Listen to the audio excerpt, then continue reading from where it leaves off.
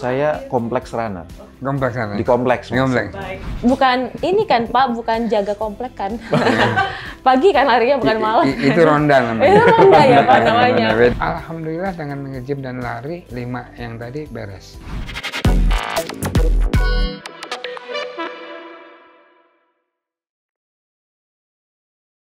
Halo teman-teman, selamat datang kembali di podcast episode kedua yang membahas berbagai hal menarik tentang tren lari yang lagi laris manis di mana-mana.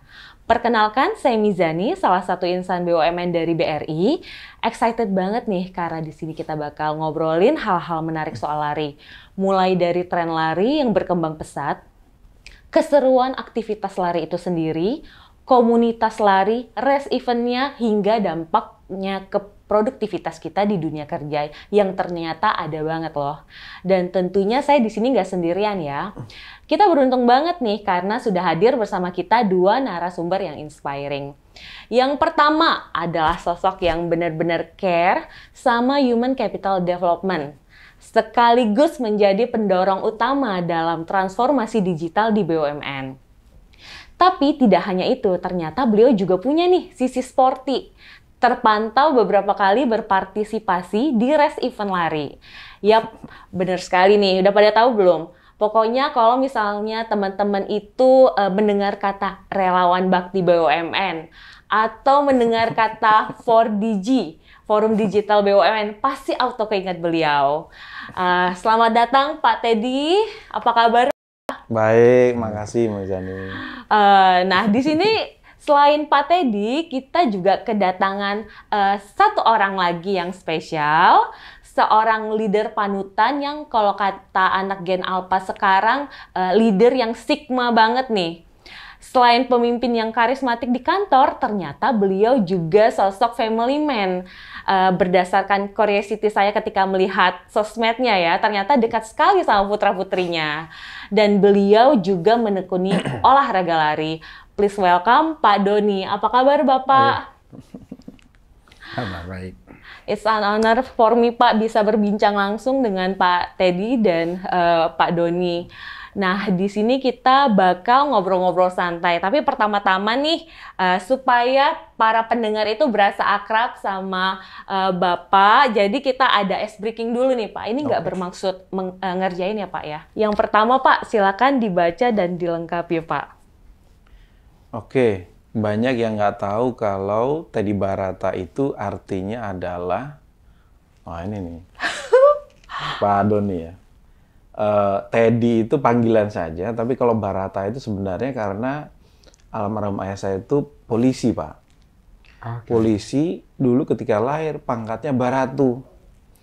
Baratu itu pangkat yang paling rendah lah gitu ya. Sehingga biar saya itu selalu ingat bahwa saya itu lahir dari keluarga yang apa namanya biasa gitu. Itu buat pengingat saja kayak gitu. Gitu, Pak. Makasih Pak penjelasannya. Saya juga kaget, saya kira tadi semacam klan atau nama keluarga loh Pak. Dari India. Oke. Yang saya lakukan pertama kali setelah bangun tidur, saya makan. Saya selalu makan. Mantep banget. Ya, saya mesti makan sesuatu. Kalau nggak seperti ayam mau dipotong nggak bisa ngapa-ngapain. Jadi mesti makan sesuatu, ya, mesti minum. Habis itu mau tidur lagi, mau jam 3 pagi, jam 2 saya mesti makan. Tapi makan. Dinner nggak makan apa ya Pak? Nggak, makan artinya makan sesuatu. Mau biskuit, kurma, itu makan sesuatu. Nah, silakan Pak. Saya? I would describe myself as a loving family man. Kata istri saya. Baiklah, luar biasa ya. Ternyata di kantor jadi bapaknya para teman-teman, terus di rumah juga loving family. Selanjutnya Pak Doni. Oh, cita-cita saya pas waktu kecil, ya saya sebetulnya mau jadi fotografer. Karena dari kecil saya sudah motret untuk keluarga. Nah, yang terakhir Pak Teddy. Yang bikin saya semangat tiap hari, itu kalau pagi Pak, saya kalau bangun lihat anak-anak, lihat istri gitu, saya semangat ya untuk bisa semangat kerja ya. Yes. Dorongan terbesarnya dari keluarga ya Pak ya. Saya punya mimpi 10 tahun lagi SIG akan menjadi pemimpin bukan hanya semen, tapi building material. Dan itu sudah kita mulai sejak beberapa tahun yang lalu. Sehingga sumber utama dari pemasukan kita tidak hanya dari semen, yang tentu sangat volatile dengan kondisi, tapi disupport juga dengan building material lainnya. Tentu hal ini juga memperhatikan keberlanjutan dari lingkungan. Jadi kita sudah bisa declare seluruh produk kita sudah green sekarang. Wah, keren Pak. Luar biasa sekali. Nah, makasih banget nih Pak udah boleh main kuis-kuisan nih. Kapan lagi ya kan? Lanjut. Yang pertama nih kita ingin tahu dari Pak Teddy. Nah, sekarang kan Pak, kita dihadapkan dengan culture lari yang berkembang banget di Indonesia. Kita bisa lihat kayak CFD dan GBK itu full setiap hari. Dan support sistemnya si lari ini, mulai dari kayak apparel yang lokal brand itu bermunculan, terus running race itu tiap weekend pasti ada, sampai tiba-tiba muncul spot fotografer nih. Terus mau beli foto juga nggak harus, dulu kan nyari di link satu, mana nih muka saya gitu ya. Sekarang udah ada Foto You yang pakai face recognition, bayarnya juga bisa dari bank account atau wallet. Nah, dengan semakin majunya dunia lari ini, gimana sih pandangan Bapak terhadap fenomena lari? Makasih Mbak Milani. Kalau menurut saya ya, lari ini telah menjadi gaya hidup ya, gitu ya. Gaya hidup sehat, Pak Doni ya. Karena lari ini ya tentunya dengan beberapa pilihan olahraga yang lain ya, gitu. Ini menurut saya karakteristik lari yang tentunya bisa bisa menjangkau rakyat banyak ya, karena tentunya tidak perlu banyak yang perlu dipersiapkan ya, lebih kepada alat lari, sepatu, kemudian juga baju yang tentunya sebagian besar masyarakat bisa melakukan dengan baik gitu. Nah, gaya hidup sehat ini yang perlu saya garis bawahi, karena ternyata dengan lari ini juga membuka opportunity ya kepada sebuah ekosistem ya, sebagai sebuah juga usaha tadi ya, dengan menggunakan teknologi informasi yang dulunya mungkin 5 tahun, 10 tahun yang lalu nggak ada, seperti yang kamu sebutkan tadi ya, gitu ya, dibangun dengan ekosistem ya, supporting system yang baik. Nah, kalau lari itu sendiri saya kira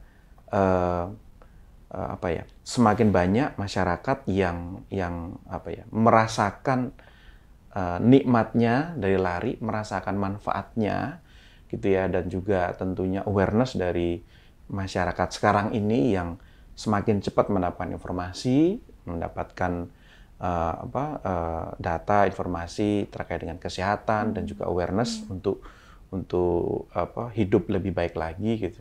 Menurut saya sih lari akan terus menjadi fenomena dan tren yang akan terus ada gitu. Terima kasih Pak. Jadi selain olahraga itu sendiri, tapi big picture-nya itu lebih manfaatnya baik buat orang yang melakukan maupun industri yang support si lari itu sendiri ya Pak ya. Betul. Nah, selanjutnya untuk Pak Doni nih, Bapak kan udah konsisten banget nih lari Pak. Boleh tahu nggak ya, awal mula Bapak berkenalan hingga sekarang jatuh cinta nih sama lari. Dan kita juga penasaran ketika berlari itu, apa sih yang Bapak feel atau Bapak rasakan gitu? Sebetulnya olahraga ini saya baru mulai setahun yang lalu, dan saya nggak percaya saya bisa lari. Sampai waktu saya roadshow di New York, saya lihat ada umur 70 tahun ikut maraton. Nah, pertanyaan saya, kok bisa ya 70 tahun maraton?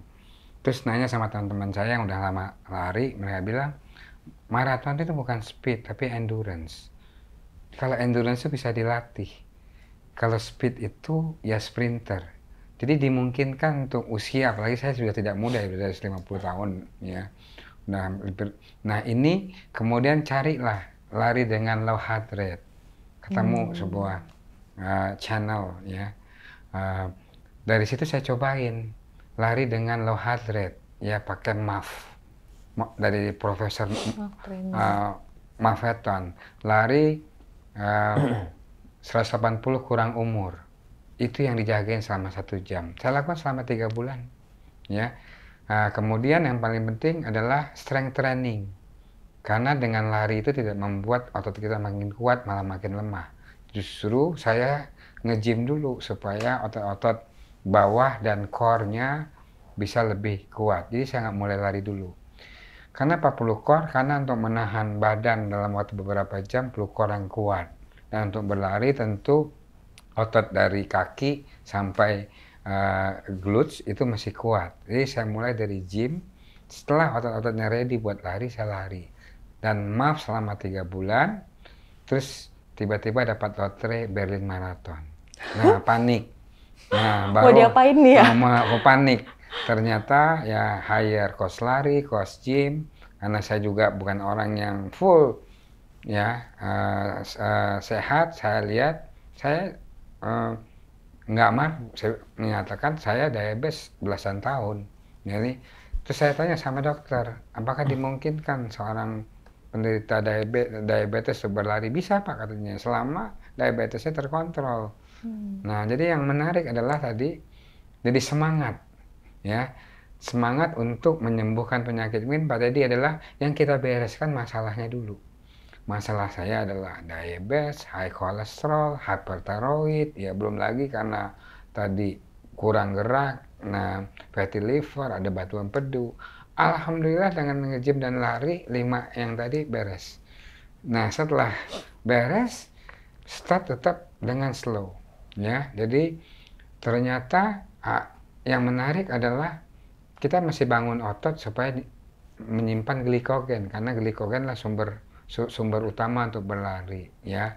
Dan berlari dengan pelan untuk bisa lari cepat. Jadi menarik nih ya, karena sesuatu ini menarik kok mau lari cepat tapi larinya pelan. Ya ternyata yang digunakan sumber energi utamanya lemak dulu. Nah itu bisa bertahan lama main di aerobik.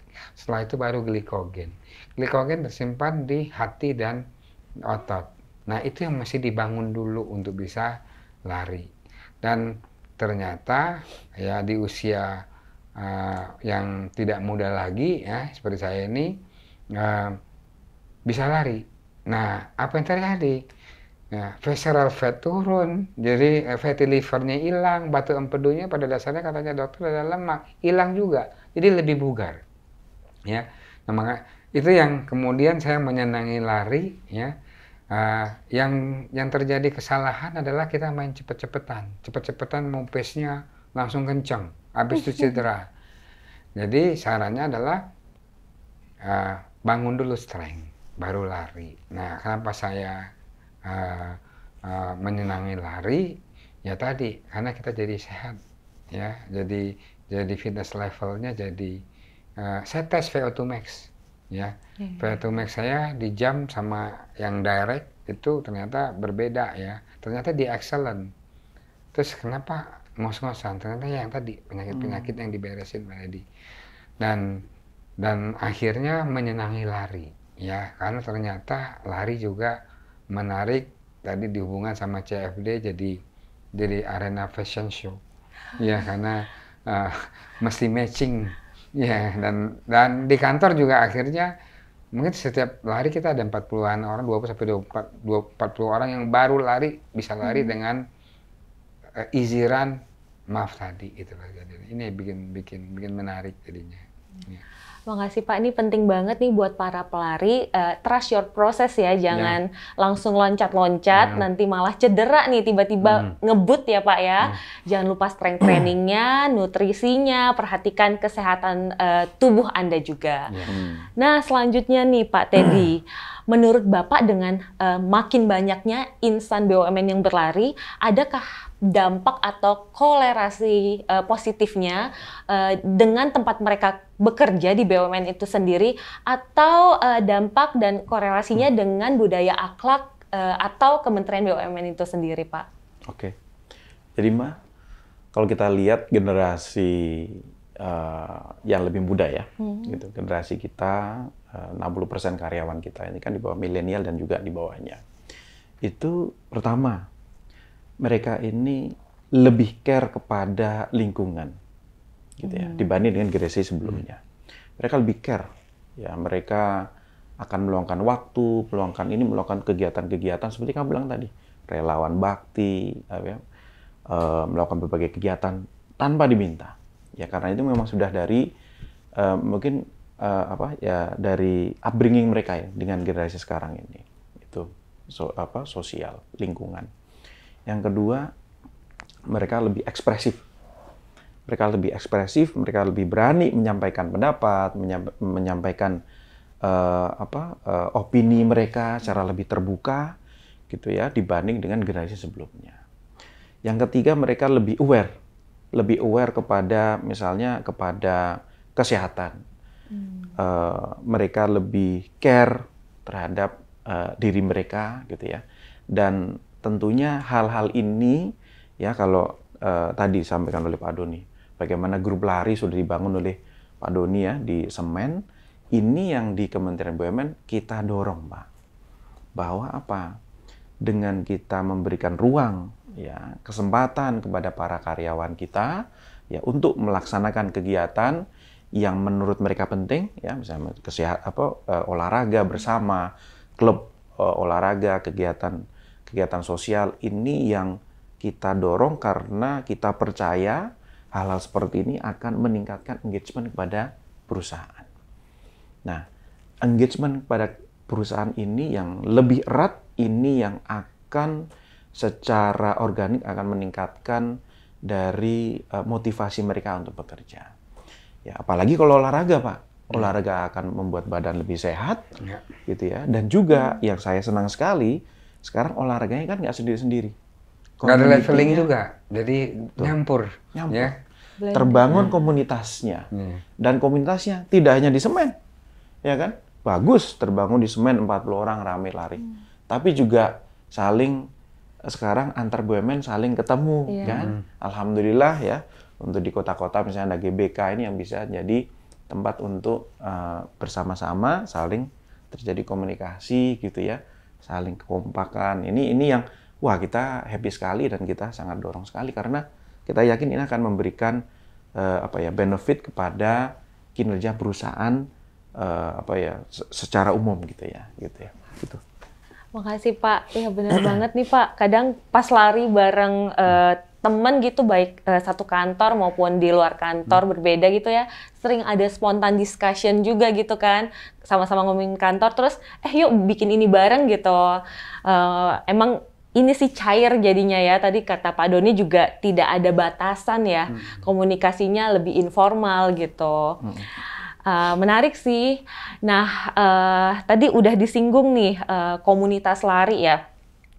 Komunitas lari ini kan emang menjamur banget ya, Pak Doni dan Pak Teddy. Mulai dari yang kayak berdasarkan brand gitu ya, kayak Adidas Running Club, Hoka, terus ada juga yang lucu-lucuan gitu kayak Slow Runner atau Happy Runner gitu. Sampai yang tadi rasanya tuh hampir... Saya Kompleks Runner.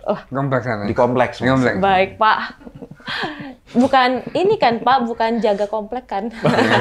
Pagi kan larinya, bukan malam. Itu ronda namanya. Itu ronda ya Pak namanya. Beda. Oh, bajunya berarti nggak hijau. Ada lagi yang lari-lari sambil bawa TV, itu beda lagi.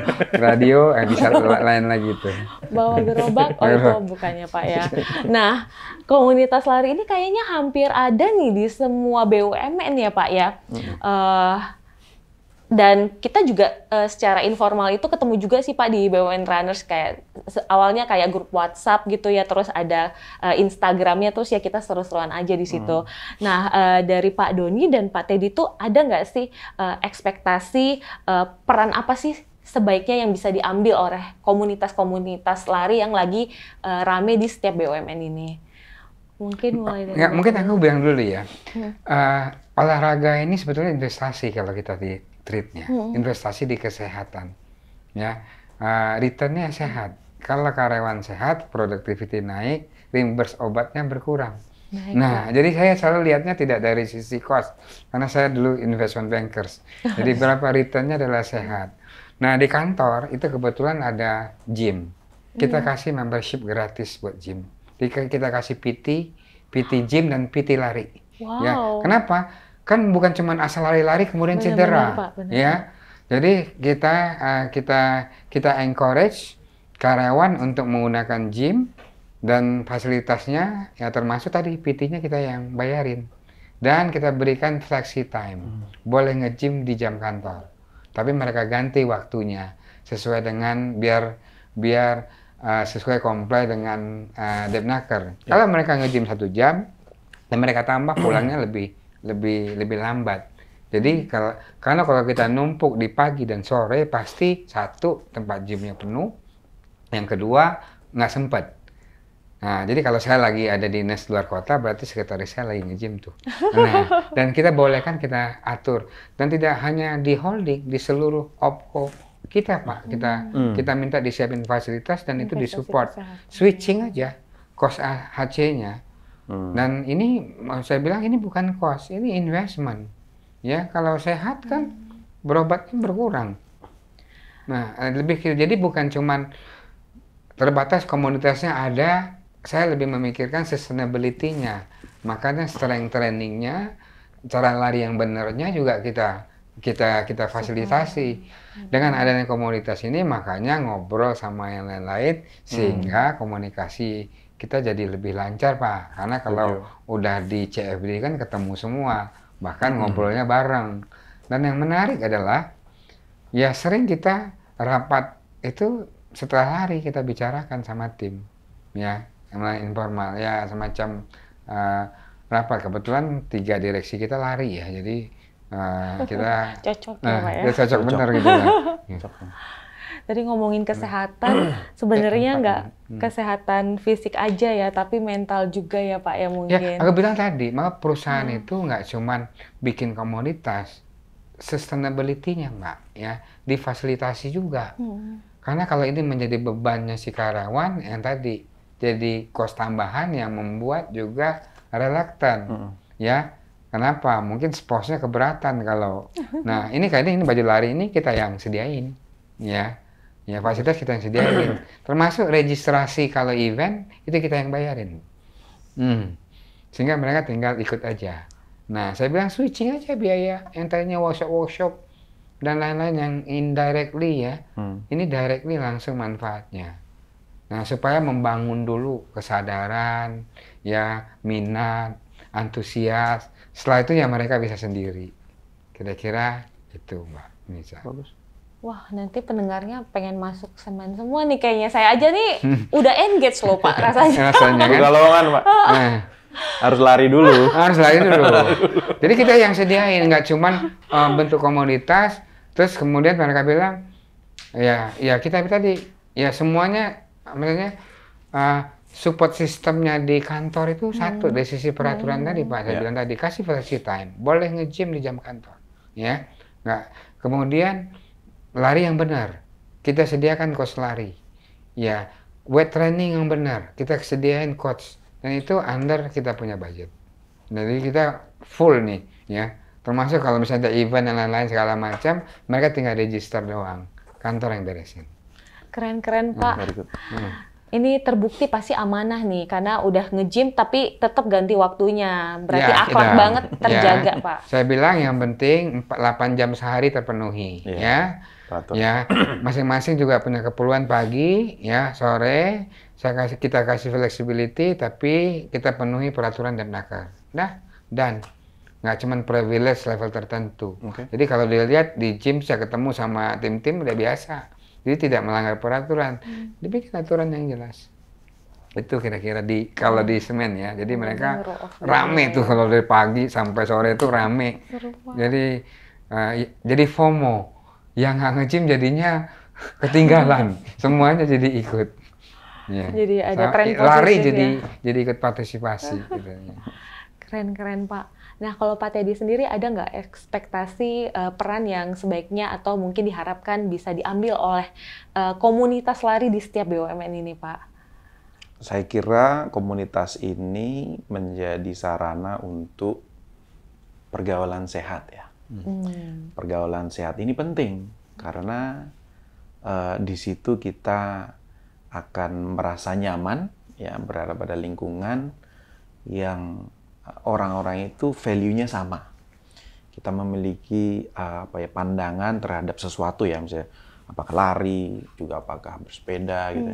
Sama-sama sesuatu yang kita anggap ini baik untuk kita. Sehingga ini dengan ada komunitas ini itu bisa saling info gitu Pak ya, update gitu ya terkait dengan olahraga itu sendiri. Nah, tadi saya menyinggung apa yang disampaikan oleh Pak Doni, di mana ini penting sekali ya kalau menurut saya nih Pak. Ini bahwa kembali bahwa kita ini kan di BUMN Group ya gitu ya. Karyawan-karyawan kita dorong untuk bisa aktif berolahraga, aktif berasosiasi, ya melakukan kegiatan-kegiatan sosial yang kita harapkan juga produktivitas dari kerjanya ini meningkat. Artinya apa? Sejalan nih antara aktivitas olahraganya dengan apa output yang mereka bisa berikan kepada perusahaan. Karena ini harus berjalan, produktivitinya harus jalan. Jangan sampai terlalu sibuk di olahraga misalnya, tapi juga kegiatan kantor jadi berkurang. Makanya tadi senang sekali saya komitmen dari perusahaan di Semen untuk tetap menjaga ya berapa jam waktunya ya sesuai dengan peraturannya. Tapi kita juga inginnya lebih dari itu. Bagaimana karyawan ini ya dengan kita sudah memberikan opportunity ya ruang fasilitas ya baik untuk kesehatan fisik tadi ya, fasilitas fisik, kesehatan mental gitu. Mental health ini sesuatu yang kita dorong, tapi juga mental strength kita juga inginkan. Sehingga anak-anak ini, teman-teman ini kita juga bisa memberikan kinerja yang lebih baik, memiliki mental strength yang baik. Dan sebenarnya endurance itu sebenarnya karakteristik yang bisa dibangun dari lari, benar nggak Pak? Betul. Endurance. Jadi tekanan kerja itu kita anggap sebagai tadi, ya lari itu bukan sesuatu yang mudah. Sampai sekarang pun saya belum maraton, karena ini benar-benar membutuhkan endurance yang baik. Nah ini latihan di lari ini bisa menjadi latihan untuk kita bisa bekerja dengan lebih baik lagi. Karena sebenarnya tantangannya sama. Bagaimana kita bisa mengelola ya. Mengelola dari pekerjaan, mengelola emosi kita, karena kita ketika pekerjaan kan tentu banyak emosi yang kita ini harus kelola. Ada endorfin juga yang keluar, yang gitu ya. Stress release ya. Jadi coba kita praktekkan apa yang kita journey lari ini ke dalam dunia kerja, kayak gitu ya. Nah ini yang kita dorong di BUMN. Terima kasih Pak. Jadi mulai dari konsistensinya, terus kalau lari kan juga nggak boleh motong-motong ya kalau race ya. Berarti harus ini amanah gitu ya. Betul. Terus membangun endurance juga ya. Sebetulnya endurance karena rajin olahraga tuh jadinya di kantor juga fit, mungkin jarang izin sakit kayak Bapak sampaikan tadi, investasi ya Pak ya. Nggak kalau pulang malam besoknya demam gitu ya. Seperti itu. Dan kalau buat saya sendiri Pak mau sharing juga. Kalau lari buat saya tuh ngebantu mental health juga Pak. Jadi saya ngerasa pas lari itu flowing gitu. Karena kan kayak di dunia sekarang ya yang kita itu hidup bersama era digitalisasi tuh bising banget gitu. Kita selalu terekspos dengan sosial media gitu kayak pencapaian orang lain, terus mungkin kehidupan orang lain. Nah itu semua tuh kadang bikin kita overwhelmed gitu ya Pak ya, dan butuh penyaluran gitu, salah satunya dengan lari kalau buat saya. Mungkin yang lain juga ada dengan cara-cara yang lain gitu juga. Kalau mungkin burnout di tempat kerja, jadi sebelum parah gitu atau sebelum mencapai burnout ya stress release dulu deh lari gitu Pak. Atau mungkin kayak teman-teman di Semen tuh nge-gym dulu jangan-jangan kalau udah lelah gitu ya Pak ya. Pak Teddy, sekarang kan race lari udah banyak banget nih diadakan di berbagai kota, dan pastinya tiap kota tuh menawarkan sesuatu keunikan yang menarik, mulai dari masyarakatnya, mungkin jalurnya. Kemarin ada yang nawarin tentang sejarahnya Solo dan seterusnya. Bapak kan udah pernah ikut AFG Labuan Bajo Marathon nih. Menurut Bapak apa sih poin unik yang membedakan AFG Labuan Bajo Marathon dengan race di kota lainnya? Ini agak unik nih, karena ini juga pertanyaan agak personal Pak ini Pak. Kenapa? Karena pertama kali saya lari itu 2 tahun yang lalu itu di AFG Marathon. Jadi pertama ya. Pertama kali, Pak. Oh, Jadi baik, pertama baik. kali itu bener-bener di AFC Marathon, Pak. Dan tahun lalu saya ikutin lagi ya, dan juga mungkin ini event lari ya yang saya akan ikutin terus. Karena ini pertama kalinya, baru setelah dari AFC Marathon yang pertama, baru pelan-pelan, Pak. First love never die. Tapi ini kayak semut, Pak. Kalau Pak Doni itu kayak roket kan, gitu kan. Setahun ya, ini 2 tahun masih kayak gini, tapi saya senang sekali karena Labuan Bajo ini sebagai salah satu destinasi wisata ya, Indonesia, kebanggaan kita. Ini menawarkan banyak hal gitu ya. Jadi event lari ini sebenarnya menambah dari apa yang bisa kita lakukan di Labuan Bajo. Labuan Bajo kita bisa berwisata ya, live boat, bisa juga kekayaan alamnya ya, di darat juga luar biasa, ada komodo juga gitu ya. Jadi ada banyak hal yang bisa kita lakukan, plus nambah lari di sana itu menurut saya sesuatu banget ya gitu ya, karena lari dan melihat keindahan alam Labuan Bajo itu luar biasa menurut saya. Dan karena tadi Mbak Mezani ini adalah event lari yang pertama gitu ya, jadi buat saya ini sesuatu yang sangat sentimental sekali gitu. Jadi insya Allah saya akan terus ikutin untuk AFC Marathon. Kita juga kalau gitu. Kalau untuk Pak Doni sendiri nih, kemarin kan katanya udah ikut tuh 10K. Gimana Pak? Menurut Bapak, apa sih uniknya AFC Labuan Bajo Marathon dibanding race di kota lain, Bandung atau kemarin malah Berlin? Oke, jadi saya ada yang unik juga ya. Begitu Sabtu karena race-nya hari Sabtu. Oh iya. Ya, hari Sabtu mesti berangkatnya Jumat. Ya, bilang, waduh berangkat Jumat. Pertanyaannya bisa berangkat apa enggak Jumat? Kalau tiba-tiba Pak Teddy manggil untuk meeting, terus kita gimana nih? Ya, kan kita nggak bisa bilang, wah kita mau ikut lari. Itu satu yang tingkat kepastiannya tinggi tuh, ya. Untuk bisa berangkat aja. Nah, itu challenge-nya kita menunggu nih. Mudah-mudahan nggak ada undangan kementerian hari Jumat gitu ya. Jadi perlu support juga nih Pak Teddy nih kita nih. Hari Jumat itu bisa ya, off. Ya, jadi kita tahu Jumat itu kita bisa berangkat dulu karena itu hari kerja, ya kan pesawat juga terbatas.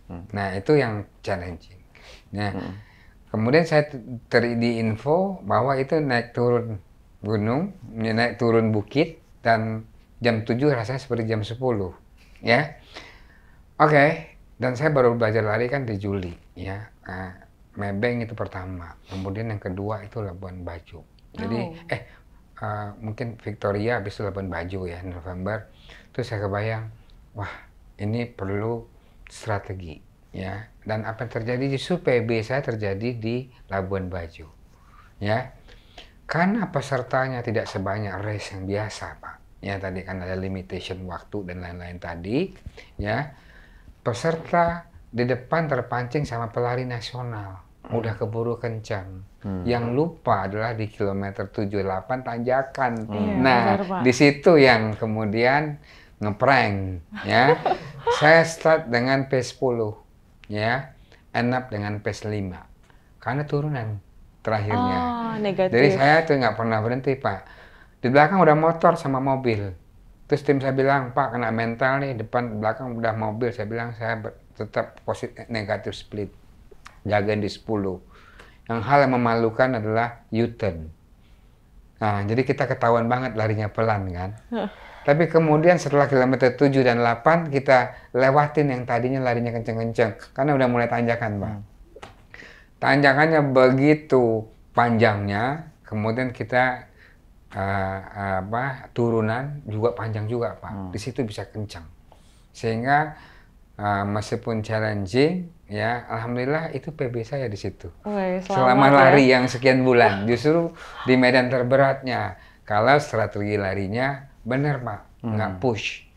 Kalau terpancing aja, ya itu kita selesai itu di terakhirnya lebih panjang daripada Mebeng, ya. Kira-kira itu yang sangat saya berkesan. Justru jangan worry, justru bagaimana strategi yang di pengenalan medannya itu yang perlu Pak ya. Ya orang suka kencang di awal terakhirnya jalan ya. kita pelan di awal sehingga ada cukup tenaga untuk last push di tanjakannya yang berliku-liku dan panjang. Ya makanya saya tanya apakah masih jalan yang sama nih. Ya. Tapi alhamdulillah itu PB-nya saya. Jadi sangat menarik dan sekalian ya karena memang tadi Pak Teddy bilang itu kan daerah wisata. Tentu berbeda kalau lari di kota besar. Ya saya ikut Pokari, Jakarta, dan kalau kota besar lainnya semuanya menampilkan cirinya sendiri. Ya. Kira-kira ya itu menarik tempatnya. Bapak tuh orang pertama loh yang saya tahu personal base-nya di AFG Labuan Bajo. Biasanya yang kemarin pada aduh berat banget, panas. Dan pastinya dengan kedatangan pelari pasti meaningful banget juga buat masyarakat sekitar ya Pak ya. Ada kulinernya, terus wisatanya pasti langsung naik tuh perputaran ekonominya. Nah, mudah-mudahan kita semua nih aman Pak. Kalau ada panggilan Pak Teddy di Labuan Bajo, tepat kalau ikut Pak. Malah kalau nggak ikut, lah nggak ikut Pak. Asal jangan ada undangan aja rapat hari Jumat Pak. Kita rakor di Labuan Bajo. Labuan Bajo. Cocok ya Pak ya? Pak Teddy. Nah, artinya mesti support karena saya bilang tadi yang unik kan di hari Sabtu nih Pak ya. Kalau hari Minggu kita aman. Nih, ya Sabtu berangkat. Ini kita Jumat ini meeting nggak. Kalau untuk manajemen kan kita sangat tergantung dengan undangan dari stakeholder gitu ya Pak ya. Jadi bisa berangkat apa tidaknya itu lumayan challenging. Kita baru tahu H-1 kadang-kadang ya. Nah, tapi tetap kita optimis ya. Kalau saya sih kalau memang rezekinya berangkat udah begitu ya. Jadi ya, karena pas Sabtu pagi kan. Makasih Pak. Mudah-mudahan bisa ketemu bareng nih di AFG Labuan Bajo Marathon 2024 biar kita sama-sama bisa menikmati pengalaman unik, lari dengan udara yang segar, trek yang menantang, tapi ditemani keindahan alam khas Labuan Bajo. Nah, terakhir nih Pak, sebelum diakhiri, ada nggak pesan-pesan dari Pak Teddy dan Pak Doni kepada teman-teman BUMN mungkin yang lagi rajin lari atau baru mulai lari? Kira-kira. Buat saya mewakili 80% pelari amatir nih, gitu ya. Kalau ini kan pelari profesional. Ini 80% ini pelari amatir yang menurut saya AFG Labuan Bajo Marathon ini sangat sayang kalau dilewatkan karena ada banyak hal yang bisa kita lakukan di Labuan Bajo ya selama pelaksanaan maraton ini gitu ya, tentunya sambil menikmati keindahan alamnya dan juga kita membantu program pemerintah untuk objek pariwisata prioritas dan tentunya memberikan manfaat ekonomi bagi masyarakat sekitar, gitu ya. Ya, saya tunggu di sana lari bersama saya di. Wah, apalagi nih wajib ya harus ikut berarti. Nah dari Pak Doni ada pesan-pesan buat teman-teman? Saya ada pesan dua sebetulnya, yang umum ya, yang jauh lebih penting dari lari adalah strength training ya, strength training karena lari itu endurance ya, kita bukan sprinter. Ya, cepat akan datang sendirinya kalau strength-nya itu benar. Nah, jadi setiap usia, setiap kondisi bisa lari. Satu, strength trainingnya dibenerin, ya. Karena ini berhubungan sama Labuan Bajo. Saya bilang tadi, karena tracknya naik turun. Kalau strength trainingnya nggak benar, itu di tengah jalan collapse, Pak. Ya, jadi yang perlu dipersiapkan adalah dengan medan yang turun naik. Berarti kita masih latihan lower body sama core-nya lebih siap untuk menghadapi Labuan Bajo ya itu. Dan teman-teman yang belajar lari jangan bandingin sama yang lain. Semua orang punya mulainya masing-masing, punya pace-nya masing-masing, punya kondisi masing-masing. Nah, kalau nggak gitu kita nggak akan happy. Dan balik ke Labuan Bajo, saya setuju dengan Pak Teddy, event yang bukan cuma asal lari, tapi juga menawarkan sesuatu yang unik dan berbeda yang tentunya dengan keindahan alamnya ya, selalu mensiasati challenge-nya dengan strength yang baik, itu aja. Terima kasih. Terima kasih Pak. pastinya nih para pendengar bakal termotivasi dan terinspirasi nih dari obrolan santai sore ini. Makasih banyak Pak Teddy, makasih banyak Pak Doni. Semoga sukses, sehat selalu, tetap Amin. keren Pak, tetap awet muda Pak. Teman-teman pendengar dimanapun kalian berada, stay aktif, stay semangat, dan mudah-mudahan kita semua bisa jadi generasi Indonesia yang fit dan produktif. Sampai jumpa di episode selanjutnya. Terima kasih banyak. Bapak, makasih Thank you banyak. ya.